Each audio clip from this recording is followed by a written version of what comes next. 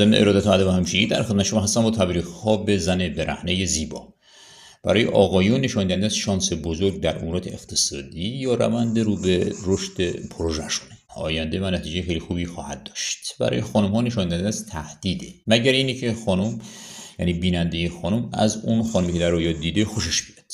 این نشان دهنده از همکاری با یک گروهی که سطح اقتصادی و سطح زندگی بالاتری از این خانم دارن نیز می باشه. و اما برای جوانایی که در دام مسائل جنسی افتادند، این در دام مسائل جنسی افتادن این شکلی است که ما انسان زمانی که به مظاهر جنسی تمرکز میکنیم یک سری هورمون ها در بدن زیاد میشه، این عقلمون میپره، بعد سیستممون خیلی حساس میشه، اینقدر حساس میشه که برگ درخت‌ها رو ببینیم عکس العمل نشون بدیم. اگر بیننده رویا در این شرایط حساس بودش، این رویا نشان دهنده از پیدا کردن یک صحنه فیلمی، یک چیز جدید در قلمروست.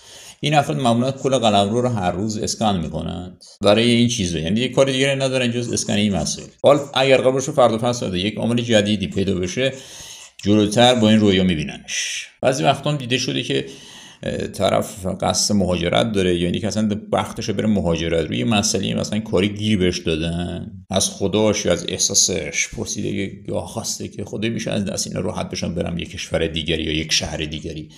در رویا دیدی که زن برهنه خوشگلی یا زنهای برهنه خوشگل زیادی هستن دور برم. با توجه به اتفاقاتی که جلوتر از این رویا افتاده، این رویا نشان دهنده از مسافرت یا زندگی در یک کشور یا بودن در یک ساحل آزاد نیز هستش. برای خانم‌هایی که این رویا نشان دهنده از تهدیده، هر اندازه که این خانمی که در رویا دیده شده نزدیکتر بود، مثلا اومده بود توی خونه‌شون، این تهدید جدی‌تره، نشان دهنده از هووست، یعنی یک خانمی میخواد شوهر رو بزنه. حالا اگر قرار باشه چنین اتفاقی واسه یک خانم پیش بیاد، جلوتر سیگنال رو میگیره. یکی از سیگنالش اینه که یک جن اومده تو خونه، اومده توی قلمرو. یکیش اینه که یک زن برهنه، یکیش هم اینه که تخت خوابشون اونجایی که میخوابه رو کثیف ببینه، یکیش هم اینه که یک سگ، یک اسب، یک حیوانی ادرار کرده باشه، کثیف کاری کرده باشه لباس بیننده رویا رو.